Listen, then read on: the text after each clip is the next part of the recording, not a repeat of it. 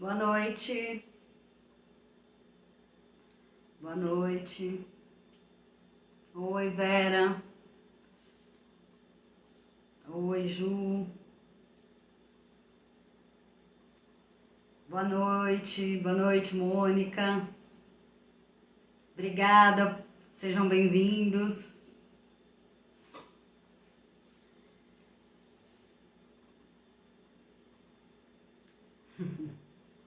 Bom, hoje, pessoal, boa noite. Hoje o tema da live vai ser sobre endividamento. Oi, Andressa. E assim, primeiro eu quero dizer que a tomação de crédito, ela não necessariamente ela é algo ruim, né? Porque assim, eu não estou aqui para falar assim, não faça financiamento, não faça crédito, não faça empréstimo, né? Mas é para as pessoas se conscientizarem, né, ao assinarem um contrato de financiamento ou de um empréstimo e se planejarem, né, para ver se aquela parcela que ela vai pagar cabe dentro do orçamento. Então eu estou montando um material com dicas para economizar e controlar as dívidas, né? E também eu vou disponibilizar uma planilha em Excel, isso gratuitamente. Eu devo fazer isso mais para frente. Então assim que eu disponibilizar, eu aviso vocês pelo Instagram. E aí é a planilha que eu utilizo, eu vou disponibilizar para as pessoas poderem baixar gratuitamente e se organizarem também. E esse material vai falar sobre organização de dívidas e também controle delas. Deixa eu ver se a... Hoje eu chamei a advogada Nielze para conversar comigo sobre o endividamento. Deixa eu ver se ela já entrou.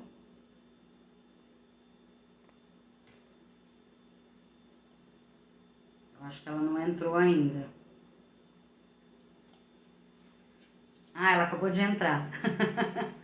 Pode solicitar, Nielze. Aparece uma abinha solicitar. Aí eu já... Isso.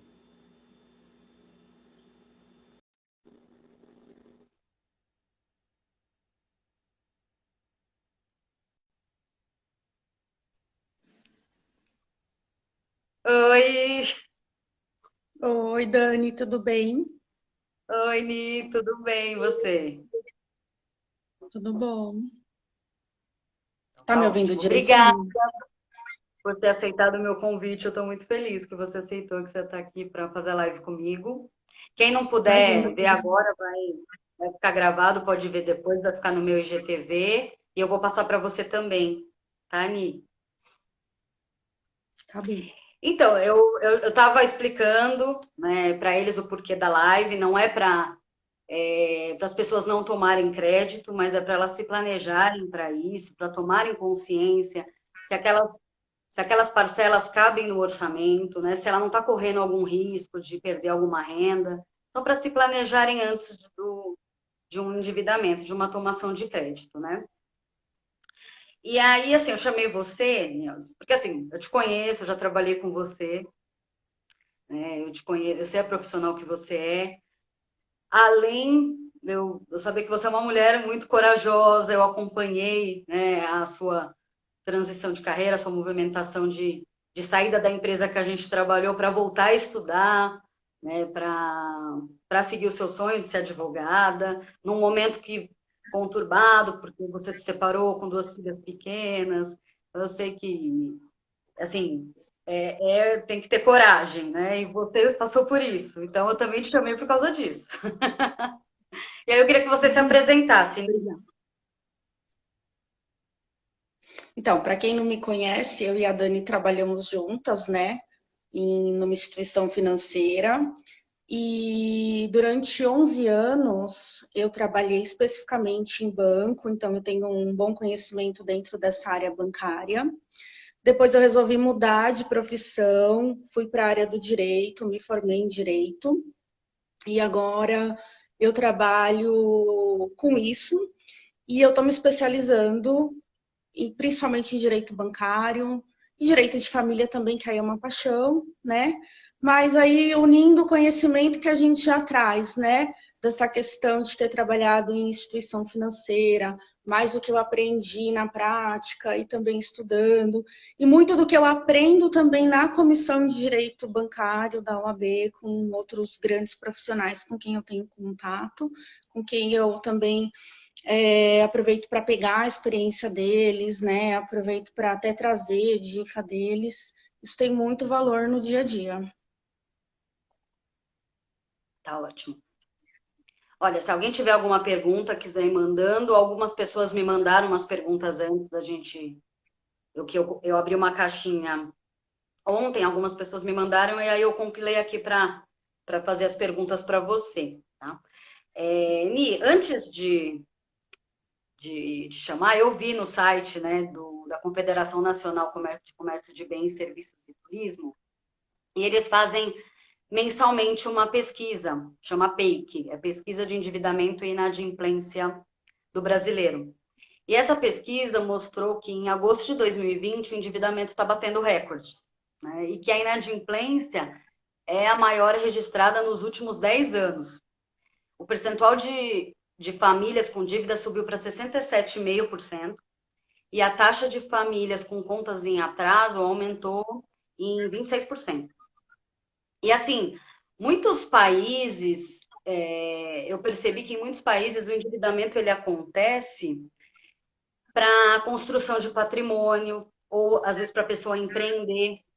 E eu percebo que no Brasil, por conta da falta de educação financeira, pelo consumismo, pelo imediatismo, às vezes por fugas emocionais, ou até por status, as pessoas acabam se endividando, né? Não se planejando, né? Acabam fazendo dívidas assim para trocar o celular, para comprar roupa, para trocar de carro, né? Relembrando, né, que o crédito não é ruim, né? Mas a falta de planejamento antes de contrair o crédito e a falta de controle depois é o que pode deixar ele ruim, né?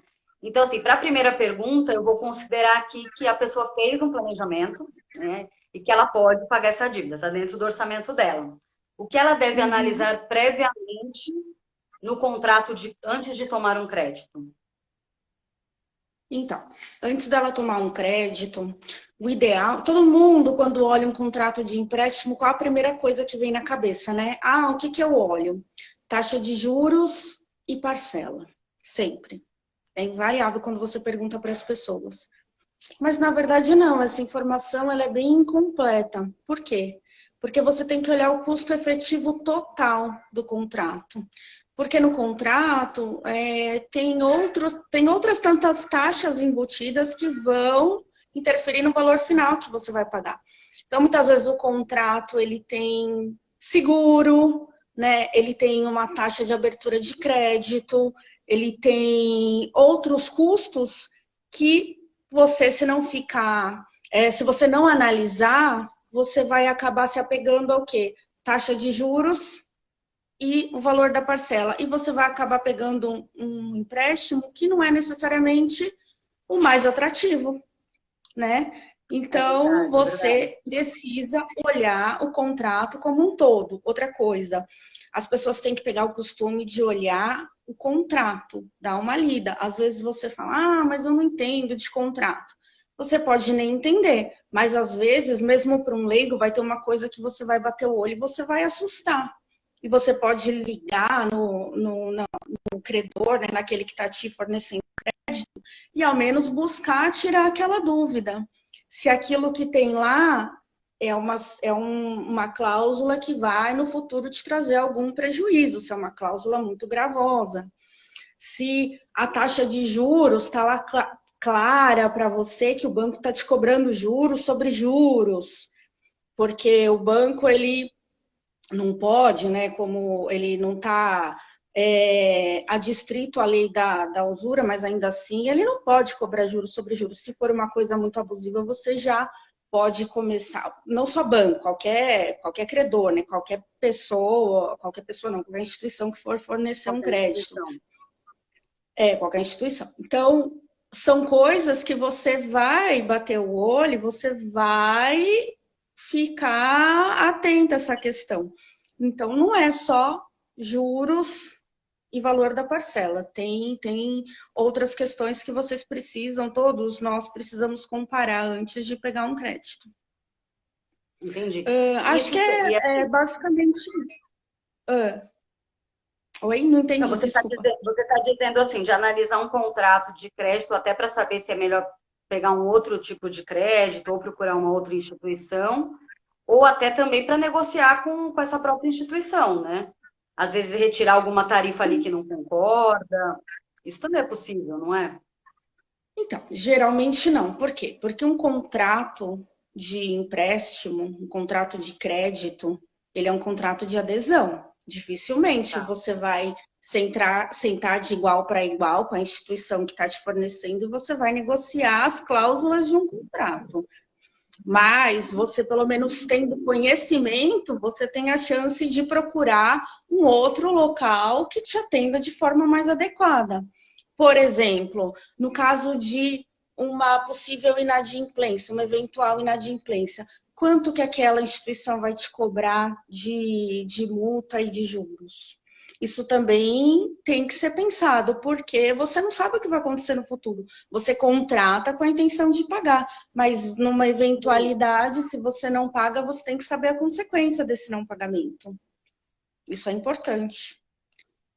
Eu falo bastante no planejamento sobre ter uma reserva, mesmo que seja pequena, para momentos que pode ter uma emergência, principalmente nesses casos, né? Que acontece se você perder uma parte da renda para você conseguir honrar os seus compromissos, né? E se for necessário, contratar um planejador ou um advogado, né? Para ver o que está acontecendo, né?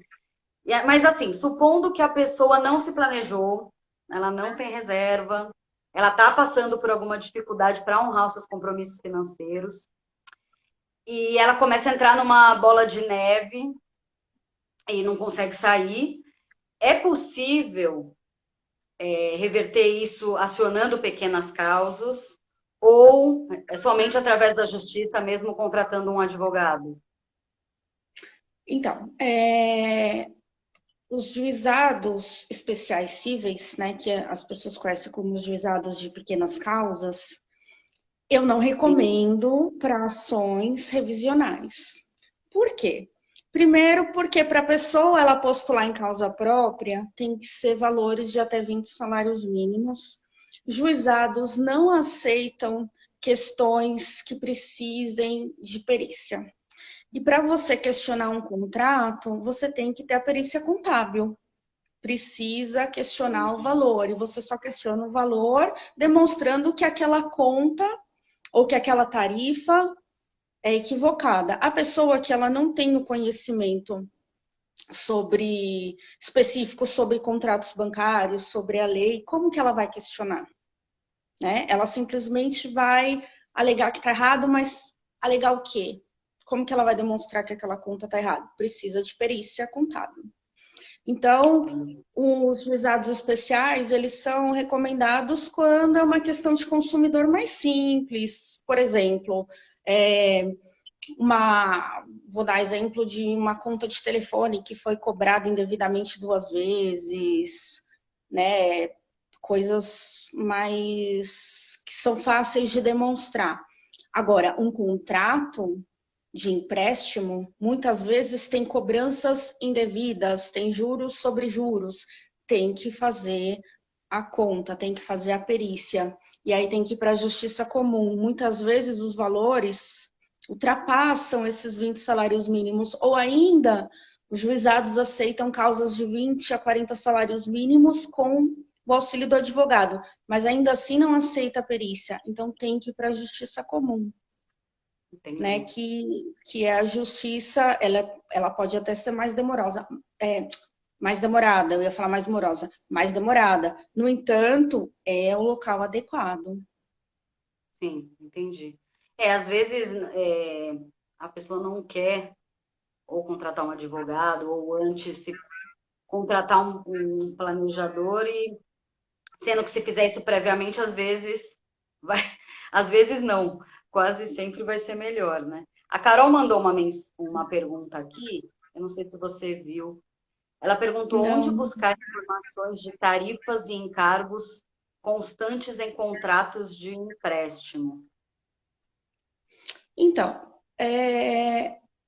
existe, ao meu ver, o site do Banco Central, que ele é riquíssimo de informação, onde os consumidores podem buscar e até mesmo denunciar práticas abusivas de instituições financeiras. E às vezes você não conhece um advogado ou você quer tirar uma dúvida pequena. Você pode entrar em sites como o Procon, você pode entrar em sites como o Banco Central, onde você pesquisa, você tem informações confiáveis e você consegue, às vezes, até mesmo buscar uma solução por intermédio desses órgãos. Não Entendi. necessariamente você vai conseguir negociar um juros sobre juros, digamos assim. Tá. É uma visibilidade ali de um juros que está sendo calculado de forma exorbitante pela instituição financeira. Mas, por outro lado, se é uma situação mais simples, você consegue, por intermédio desses órgãos, de forma administrativa, através de uma denúncia, às vezes chegar numa solução, porque lá você tem informações claras, como consumidor você consegue buscar essa informação, fazer a denúncia, essas instituições elas serão obrigadas a te dar um tipo de retorno e às vezes você consegue uma solução. Tem E no Banco até, Central? as instituições financeiras, elas têm até áreas que tratam essas reclamações. Sim. E no banco, assim, no site do Banco Central, as instituições também colocam, né, dependendo a taxa dos produtos, as taxas que elas praticam em diferentes produtos, né? As pessoas conseguem olhar Sim, isso direto no site. Além do site das próprias instituições, né? sim. Eu recebi Quer uma um pergunta. exemplo? Quer um exemplo? Você pagar uma tarifa de conta corrente.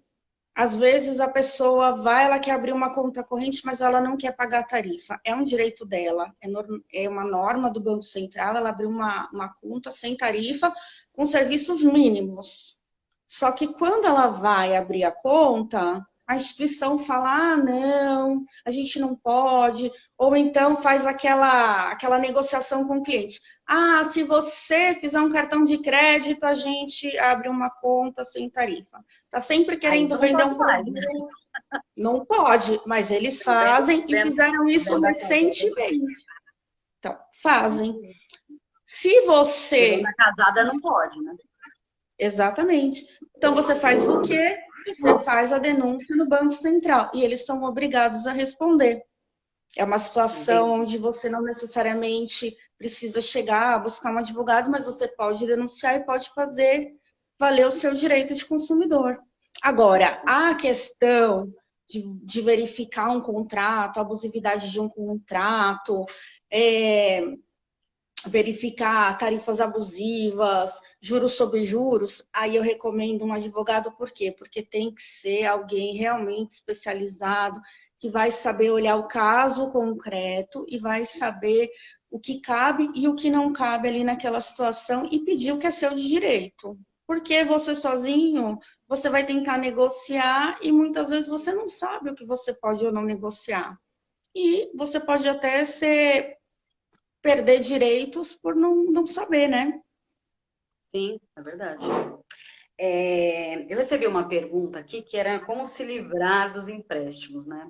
E assim, eu vou falar disso no material que eu vou fazer, mas assim, a orientação, tanto dos planejadores financeiros como dos educadores financeiros, é assim, além de você olhar todos os seus gastos, fazer economia, às vezes fazer uma renda extra, ou trocar dívidas, né, com juros mais altos por dívidas que têm juros mais baixos, né, ou que mais que as pessoas falam? Ah, tem a possibilidade também, os planejadores também orientam que a pessoa fique inadimplente. né, para ela conseguir fazer uma negociação. E aí o que eu queria saber de você se pela sua experiência é possível, antes da pessoa chegar a ficar inadimplente, ela conseguir uma negociação de baixa de taxa de juros ou de prolongar a dívida para caber dentro do orçamento, né? Se ela chegou num processo que ela não conseguiu mais pagar as dívidas dela. Se isso é possível antes dela ficar inadimplente. Você já pegou algum caso assim? Isso é possível? Porque a Em orientação regra, que os planejadores dão é que não, né? Aí eu queria confirmar. o que é feito é uma renegociação do contrato. Então, eles estendem esse contrato, só que esse contrato fica mais oneroso. Você tem mais tempo para pagar, o valor, muitas vezes, da parcela diminui, só que você vai pagar mais por ele. Eu vou dar um exemplo. Você comprou um carro e você não está conseguindo pagar, você vai refinanciar esse carro. Esse carro que já era caro por estar sendo financiado vai sair muito mais caro por estar sendo refinanciado. Então, se você quer melhorar para você, aí eu não vou dizer não pague, né? Não vou falar, não pague, fique inadimplente. Mas eu vou falar, procure ajuda de um advogado especializado que possa te ajudar a negociar esse contrato frente ao credor. Tem até a situação, por exemplo, onde tem aqueles ferões de negociação. Muitas vezes o Serasa faz essa ponte entre o devedor e o credor. Não precisa nem ter feirão. Se você hoje em dia entrar no site da Serasa, tem, né? Essa ponte entre o devedor e o credor para fazer algum tipo de negociação. No entanto, volta a falar. Será que sozinha essa pessoa consegue saber se essa conta é adequada? Que vão oferecer? Ou será que sabe Entendi. fazer esse Mas cálculo? e esse Oi? feirão acontece mesmo? Esse feirão acontece mesmo sem a pessoa estar inadimplente ou só se ela estiver inadimplente? Não, geralmente para os inadimplentes. O feirão que abre, geralmente são convocados os inadimplentes. Ou aqueles que têm o contrato, mas não tem garantia, porque o banco ele quer a segurança de que ele vai receber. Se um contrato ele não tem garantia, a insegurança para o banco receber o valor é maior. Então, negociar é mais viável. No entanto, mesmo que a pessoa não esteja inadimplente, ela consegue, através da Serasa, fazer essa ponte com o credor, fazer esse contato com o credor e tentar algum tipo de negociação, mas não necessariamente o credor vai aceitar. Assim como você Entendi. também pode pessoalmente na instituição ou entrar em contato por telefone, como seja, e fazer essa tentativa de negociação. Se eu não me engano, no site do Banco Central, você consegue a informação da sua dívida. E aí, conseguindo a informação da sua dívida conforme a instituição passa para o banco, você tem lá mais ou menos a base da conta que eles informam o Banco Central e tem uma base para você calcular. E não necessariamente é o que eles informam que você deve. Porque o cálculo que eles fazem para você é juros sobre juros sobre juros, porque você, estando inadimplente, eles vão colocar uma taxa abusiva, eles vão começar a jogar o valor do atraso e vão jogar mais juros sobre o atraso. Então, quer dizer, no mês você deve 1.000. Se eles, vamos supor, sei lá, 10%, no outro é 1.100. No outro é 1.100 mais os 10%. Quando você vê no fim do ano, você já está devendo um valor exorbitante. Então, o ideal é você ir atrás do valor devido, mas quem sabe isso? Alguém especializado, que sabe fazer o cálculo e que vai conseguir fazer essa negociação junto ao banco. Você sozinho, talvez não tenha a força. E muitas vezes, fora do judiciário, o banco nem negocia juros abusivos. Então, Entendi. outra coisa que eu acho interessante as pessoas saberem. Mas Dívida eu acho que vencida. Oi? assim, no planejamento financeiro, a inadimplência ela é o último recurso. Né? Assim, a pessoa se tornar inadimplente Sim. para tentar fazer uma negociação. Normalmente se vê Se ela consegue fazer renda extra, se ela aceita vender algum bem ou alguma coisa, né? E assim, acaba se tornando mesmo o último recurso, mas normalmente, dependendo do que está acontecendo, às vezes é necessário para ela conseguir.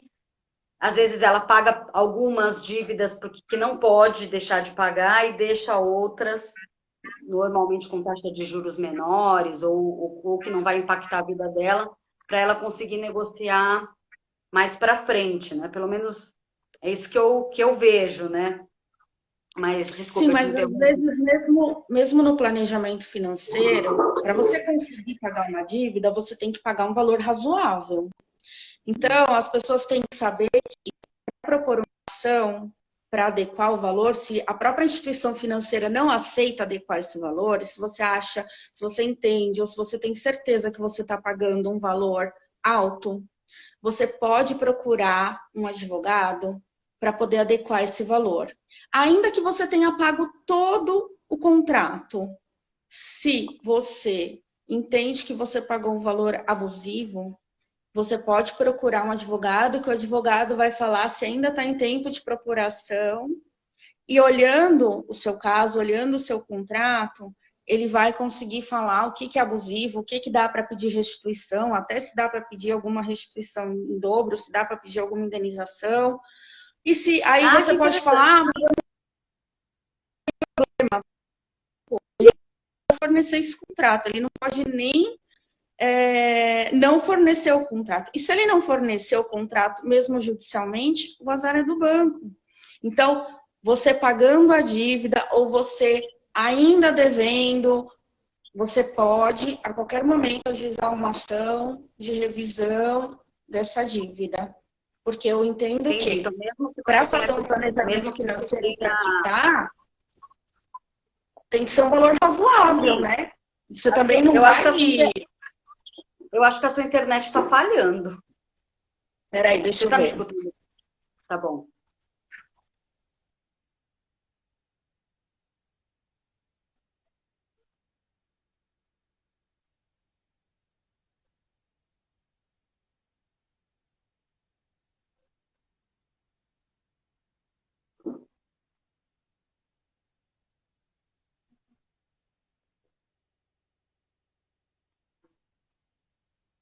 Acho que agora ela caiu. Oni, você não quer pedir de novo?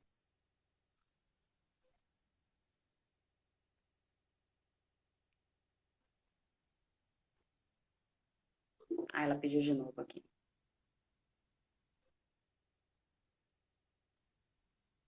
Não, ela não entrou ainda. Essa pergunta que você fez, vamos esperar ela voltar, né?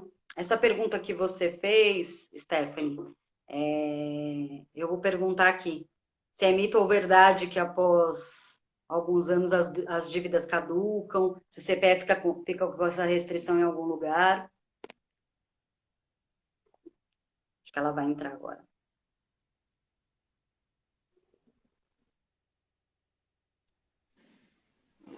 Oi.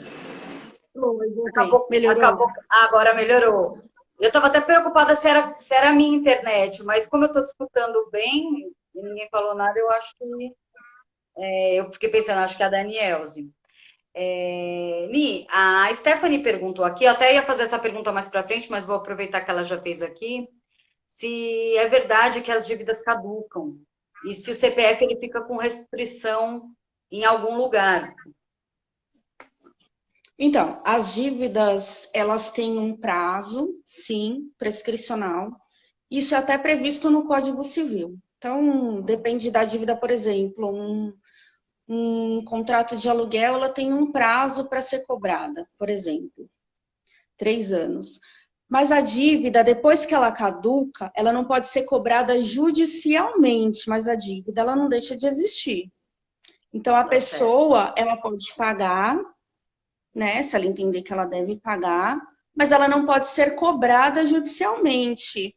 E depois que essa dívida ela caduca, ela também não pode mais ficar com o nome negativado. Então, o nome da pessoa ela pode ter esse nome negativado só nesse período em que a dívida ela ainda está ativa, a dívida dela, né? Depois que prescreveu a dívida, o nome dela não pode mais ficar negativado Negativado. nesses órgãos de defesa do consumidor.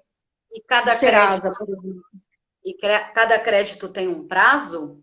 Assim, prazo de Não, é que, empréstimo é um, é financiamento que é outro? prazo, não, é que o prazo prescricional, o Código Civil lá, ele dá um prazo para se cobrar a dívida, Tá né? bom. Então, eu não lembro agora prazos de cabeça, mas você no máximo, são 5 anos para você ficar com seu nome negativado. Então, se for uma dívida que prescreve em menos tempo, aí você pode entrar em contato com a Serasa e informar que aí aquela dívida prescreveu e demonstrar que aquele crédito já não pode mais ser cobrado e pedir para tirarem o seu nome desse apontamento, né? E para Entendi. pedir para tirar o apontamento do seu nome. No entanto, em regra, assim, 5 anos no máximo, No tá? máximo. Agora, O que enquanto normalmente a eu vejo, dívida. às vezes o apontamento fica na instituição que foi feito o crédito, mesmo que ele caduque, para um novo crédito. Mas assim, o nome, mas não pode ser cobrado e nem o nome será negativado após esse prazo, né? Pelo menos do que eu Então, sei. assim, o apontamento dessas instituições de SPC e Serasa, ele não pode ficar, porque se ficar, gera danos morais. Não, mas ficar O na que de própria repente, instituição, para ela não liberar um talvez crédito você. novamente para alguém que ficou Acho que você está devendo falando para do ela. score. Você está falando do score da Isso, pessoa? sim, sim. Então, então, mas aí o score é o comportamento que eles analisam da pessoa em relação ao crédito, né? Se ela é devedora, se ela é boa pagadora, mas isso não é um apontamento em si, é uma análise do comportamento dela. E tudo bem, o score é a nota que eles dão para essa pessoa para É uma, emitir ou não, sim, para liberar ou não crédito. Mas é o uma prática apontamento, a corriqueira. negativação não pode, porque se ficar negativado depois desse período de que a dívida já prescreveu, aí gera essa possibilidade de danos morais, né? Mas tudo vai depender do caso concreto também, Tá certo. tá? Mi, com a pandemia, né, o governo acabou liberando uma parte do FGTS para as pessoas utilizarem, para dar uma alavancada no consumo e também para ajudar as pessoas. É possível, existe alguma coisa na lei que permita que a pessoa retire o FGTS para pagar um endividamento que não seja de crédito imobiliário, mas para, se ela se endividar, ficar inadimplente para pagar outros tipos de endividamento que não seja imobiliário ou não? Não, o FGTS, por lei, ele só pode ser retirado pelo trabalhador para crédito imobiliário, né, para comprar a casa própria ou para construir a casa própria. Agora, o que aconteceu é que para poder incentivar a economia, o governo ele fez algumas medidas para poder liberar alguns valores de FGTS, de contas ativas e inativas. Aí a pessoa pegando o fundo dela, ela usa como ela quiser, ela pode usar para quitar empréstimo, ela pode usar para algum consumo, ela faz o que ela quiser, mas em regra, pela lei, comprar ou construir a casa própria. Entendi. Então não existe nada que ela possa retirar para pagar Não. em dívida. Entendi. Eu recebi uma pergunta também de uma amiga que ela fez, ela que emprestou, né, um dinheiro para uma pessoa, para uma amiga dela, com a promessa verbal de que esse valor seria devolvido, né, na intenção de ajudar essa pessoa, né, que estava passando por problemas financeiros. E ela não fez um contrato, né, desse empréstimo que ela estava fazendo e não recebeu o valor de volta e nem satisfação, né? Por isso que eu sempre digo, se você vai fazer um empréstimo para alguém do seu convívio, né? Se você vai emprestar um dinheiro, primeiro saiba o motivo, né? Depois, pense se aquele dinheiro não vai fazer falta para você, né? Porque eu acho que o ideal é você não precisar, se você vai emprestar, é porque você não precisa daquele dinheiro. Ou, ao invés de emprestar contrata um planejador financeiro para ajudar essa pessoa a se planejar financeiramente. Porque você dá o dinheiro na mão de uma pessoa que está endividada e não sabe se organizar financeiramente, a chance desse dinheiro não retornar para você é grande, né? E assim, ela Sim. quer saber se existe alguma forma, algum meio de propor uma ação judicial, já que ela não tem contrato. É possível? Então, ela tem que, claro, buscar um advogado, porque ela tem que mostrar o que ela tem ali de material para propor uma ação contra essa pessoa. Então, embora ela não tenha um contrato assinado, o que ela tem? Ela tem um pedido feito pelo WhatsApp, por e-mail. Eu digo até que você pode ligar para a pessoa e gravar a conversa, né? Que é uma formalista de você fazer prova. Você não pode interceptar uma ligação, mas você gravar a sua conversa com a pessoa e falar sobre a dívida dela, que ela deve, que você está guardando ela pagar e que vocês fizeram tal acordo para levar ela a confessar aquilo, é totalmente válido. E aí você pode gravar essa conversa e juntar no processo para poder demonstrar que você pagou para ajudar, que você não pagou a dívida dela sem nenhuma intenção de receber, você pagou como forma de um empréstimo. Porque no caso ela pagou a dívida, ela pagou o boleto diretamente, né? Ela não emprestou o valor para a pessoa, não fez ali um contratinho, uma confissão de dívida, nada. Pelo que eu entendi, não. Pelo que eu entendi, não houve um. Não, ninguém assinou um contrato, foi coisa de boca. Sim. Não, mas não tem problema. Ela junta, ela tem que levar o que ela tem de documentação, de prova, de testemunha, o que for. E aí ela vai ter que entrar com uma ação, que é uma ação de conhecimento, desde o início para o juiz declarar o direito dela. Se ela já tivesse algum documento que fosse um título executivo, ela já poderia entrar cobrando a dívida. Como não tem, tem que analisar o que ela tem de documento para entrar com essa ação, e aí sim o juiz declarar o direito dela, né, a reaver esse valor, e depois que o juiz declara esse direito dela, vira um título executivo judicial, e aí ela entra com cumprimento de sentença cobrando esse valor. Isso supondo, tá, que a sentença vai ser favorável a ela. O pessoal está escrevendo aqui, aí a amizade acaba, né? Ah, sempre. Emprestou dinheiro, a amizade acaba. Emprestou dinheiro e não devolveram, é isso que acontece. Você já teve algum caso assim? Você já pegou algum Então, processo? minhas melhores amigas nunca me pediram dinheiro, por isso que a gente tem amizade assim há mais de 20 anos, né? Não, mas você já Tô pegou algum brincando. processo Não, não, eu assim? entendi a pergunta, eu tava brincando. Não, eu não peguei um caso assim, particularmente não peguei. Só que é possível sim. O que tem que analisar é o documento que a pessoa tem para provar o direito dela. Tudo que a gente for pensar em matéria de propor uma ação, todo mundo pode propor a ação que quiser. O que você tem que Sim. avaliar é o que você tem de documento para provar o seu direito. Essa é a diferença, né? Até estão falando aqui, mas se a pessoa não tem, se ela está toda endividada e não tem como pagar, às vezes você vai entrar com uma ação e não vai adiantar, né?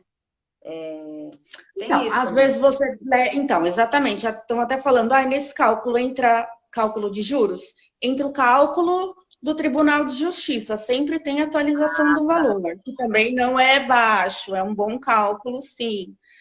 Uhum. Sim, também tem os casos em que a pessoa ganha, mas não leva, que a gente fala. Você tem o Isso. direito declarado, você tenta executar a dívida, só que você vai tirar o quê de quem não tem? Nada, porque a pessoa não tem dinheiro no banco, a pessoa não tem carro, a pessoa não tem nada, você vai tirar o quê dela? Ou às vezes, tá, ela tem algum bem, só que o valor da dívida, sei lá, R$ 2.000, ela tem um carro de 50 mil. O valor da dívida é muito pequeno, dificilmente você vai penhorar um carro de 50 mil para uma dívida de R$ 2.000. Aí teria que conseguir penhorar algum valor na conta dela. Algo parecido, entendeu? Alguma renda. Aí tem que também ver, no caso concreto, o que que essa pessoa tem. A gente pede para o juiz fazer pesquisa no Bacenjude, pesquisa de bens, o que for, para tentar conseguir esse valor. Tá certo.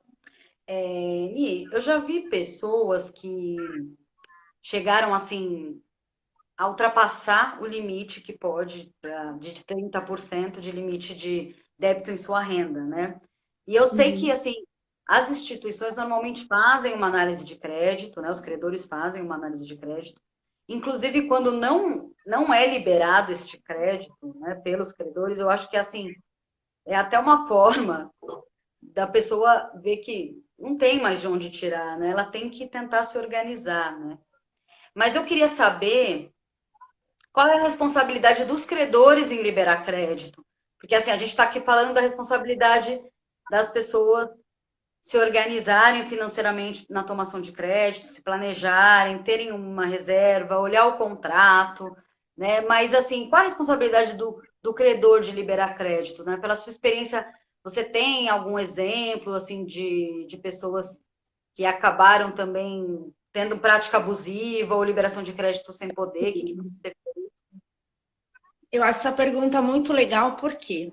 Porque muitas vezes o banco sai oferecendo crédito, sem se preocupar se aquela pessoa vai poder arcar ou não com aquele compromisso de pagar. Por quê? Porque a pessoa ela tem a responsabilidade sim de aceitar ou não aquele empréstimo, mas o credor também tem a responsabilidade de ofertar crédito para quem possa pagar. A responsabilidade é dos dois lados. Até porque olha Entendi. o peso do credor frente ao devedor, né? Vamos aqui pegar uma instituição financeira. A Tá. responsabilidade dele, o peso dele é muito maior.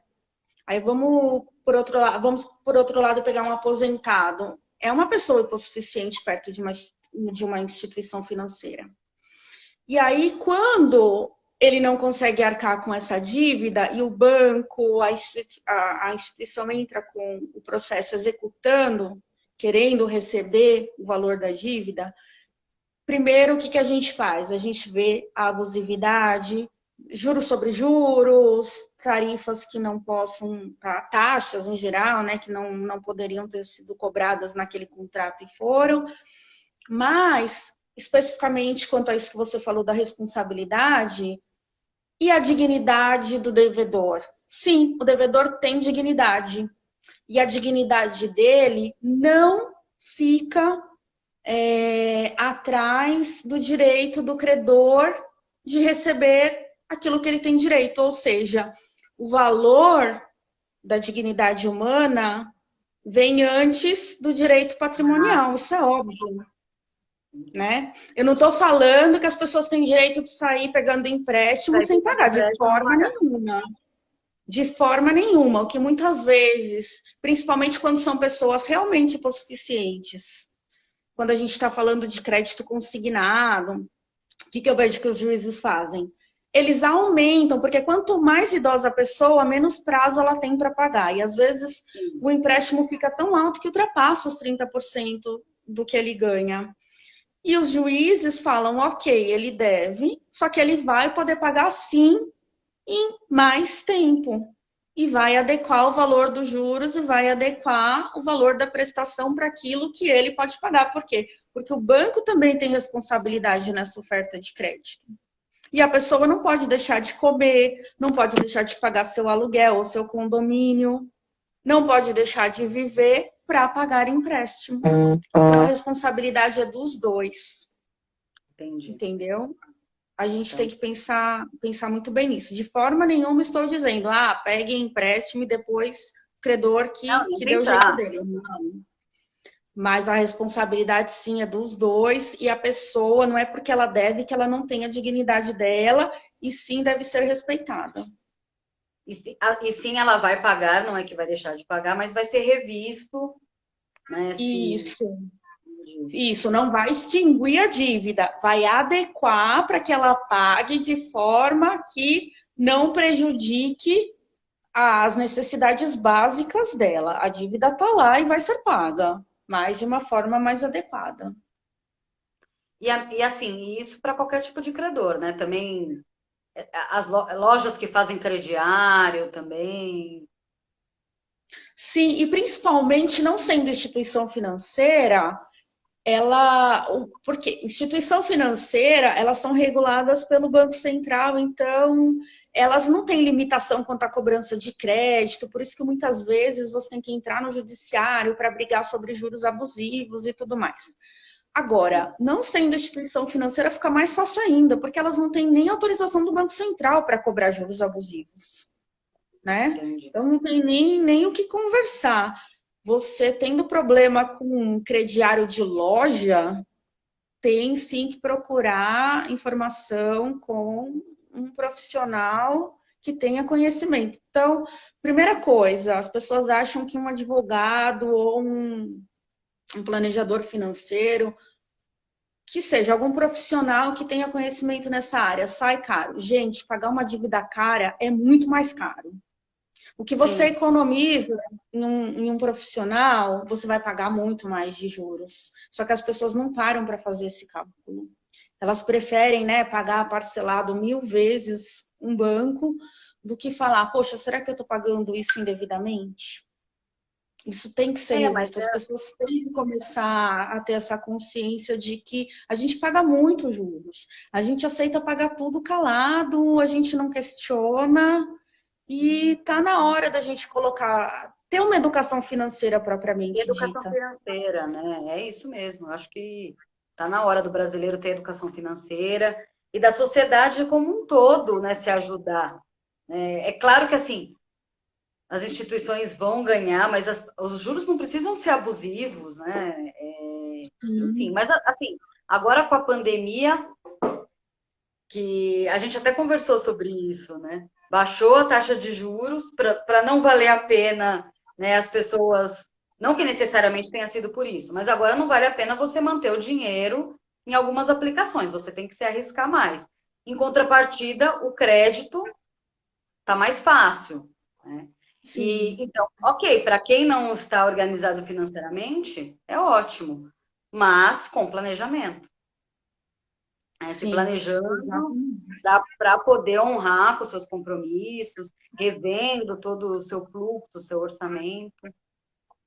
É isso, É, Mi, acho porque que a gente passou agora por é o todas as... momento de pegar empréstimo para acertar a vida financeira, né? Não para sair comprando carro, celular Sim, ou o que mais seja exatamente. supérfluo. Tomar o É essa crédito questão. para se acertar, né? Para se Sim, acertar financeiramente, com certeza. E não para trocar de celular. Não que isso, trocar de celular, trocar de carro, não que isso não deva ser feito, mas é melhor a pessoa se planejar para fazer isso, ter desconto para um pagamento à vista, do que ela contrair crédito para isso, né? sim, sim. Mas aí eu queria falar o seguinte, né? Acho que já tá dando o nosso horário. Já falta uns minutinhos. Mas Tem pode falar, que faz o seu encerrar. encerramento. Não, então, eu queria falar para as pessoas o seguinte, né? É um assunto interessante, porque, ainda mais pelo E momento que a gente muito, está passando. muito Se tiver abrangente. alguma dúvida, pode mandar. Eu sabendo, eu respondo. Eu não sabendo, eu vou pesquisar, tá? Porque advogado não sabe tudo. E desconfiem de quem sabe, porque não tem como a gente saber tudo assim de cor a todo Com momento. certeza. E Até por isso que cada um tem uma especialização, né? Planejamento, o planejador sim, financeiro é a mesma coisa. sim. E também tudo vai depender do caso. Às vezes a gente dá uma resposta evasiva, por quê? Porque tudo depende do caso concreto. E aí a gente tem que analisar a situação específica para saber se cabe, o que cabe, como cabe, se cabe ação, se não cabe. Até alguém fez uma pergunta, cabe entrar com uma ação para garantir o direito. Tem que saber do que a pessoa está falando e por que ela iria querer entrar com uma ação primeiro para garantir algum direito. O ideal, se você quer garantir algum direito, é você fazer um contrato com a pessoa, fazer ela assinar com testemunha, porque se der algum problema, você entra na justiça com aquele contrato para fazer valer o seu direito. Então, procurando um advogado, você vai conseguir a orientação adequada, depender dessa situação. E também não dá para colocar assim, às vezes você ouve falar que alguém fez um processo contra alguma instituição ou contra um credor e conseguiu alguma coisa, e aí você também quer, e cada caso é um caso, né? Sim, Tem é que muito ser difícil. revisto. Isso, é muito difícil explicar para as pessoas que a gente tem jurisprudências, mas que principalmente nas decisões de juiz de primeiro grau, um entende uma coisa, o outro entende outra. Aí você fala, ah, mas o meu amigo entrou e conseguiu, eu entrei e não consegui. Infelizmente, isso acontece. Então, nenhum advogado também consegue te garantir resultado. Não entrem nessa. Se algum advogado falar, ah, eu garanto, também fiquem com o pé atrás. Nenhum profissional pode garantir resultado, a menos que seja uma consultoria, né? Consultoria é diferente. Aí ele está te garantindo, estou falando assim, em matéria de direito. Tá, consultoria Na jurídica. consultoria, ele está te dando um direcionamento. Agora, no judiciário, a gente não tem como dar garantia de nada, por quê? Porque quem vai dar uma decisão é um terceiro. Como que eu vou responder por um terceiro? Então, o que nós damos é uma orientação. E essa orientação é com base em decisões, jurisprudências, a nossa vivência. Então, as pessoas tendo alguma dúvida, pode mandar, dentro do possível eu respondo. O que eu não souber, eu vou atrás, eu pergunto. E aí eu vou dando as respostas. Tá ótimo. Eu queria agradecer Tá de bom? novo, Mi, por você ter aceitado participar. Eu adorei. Muito obrigada por ter trazido seu conhecimento para a gente e para mim. Você tirou Eu que várias agradeço. dúvidas. Muito obrigada, Mi. Vamos fazer uma próxima mais para frente. Você tem muito assunto para falar. Eu queria falar sobre família, sobre planejamento sucessório. Vamos ver se a gente consegue falar de novo. Se alguém tiver alguma dúvida, pode me mandar, eu mando para a Nielza, eu pode mandar direto para ela, ou alguma dúvida sobre o planejamento financeiro também, tá? Eu vou disponibilizar depois a planilha e depois as informações que eu estou fazendo, mas aí eu aviso mais para frente. Obrigada, Nielza, obrigada para quem participou, e a live vai ficar Obrigada, salva, obrigada a todo mundo. e a live vai ficar salva no meu IGTV, e aí eu te mando também, tá bom? Obrigada, gente. Boa noite. Passou rápido, né? Passou. Voou, gente. Obrigada, beijo. Beijo, tchau. Tchau, gente.